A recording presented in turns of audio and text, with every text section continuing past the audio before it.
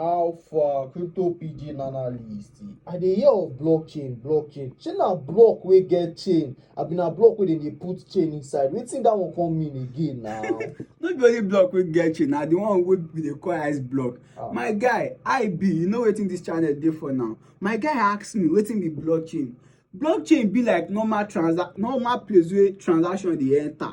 Just like the way bank take dey store our transaction on top their laptop, on top their this way dem dey give us our information from laptop wey dem dey store am. Shey you dey understand my point? Na so blockchain sef dey for crypto, wey be say you go store your information on top am. Make you do transaction for 50 years. If you just bring that your wallet, put am for blockchain, e go bring the transaction wey you do come out from that 50 years. Na wetin blockchain mean be that o. No be block industry or no be ice block o. No mind this guy. So blockchain na the place wey all the transaction wey we dey do on top cryptocurrency dey. Na im we know as blockchain. Na im dey keep our transaction. Everything wey we dey do on top crypto, na there all this transaction dey show. Na there e dey keep for many years. Anytime wey you want am, you go see am for this blockchain. So no go dey reason say maybe na ice block or block industry.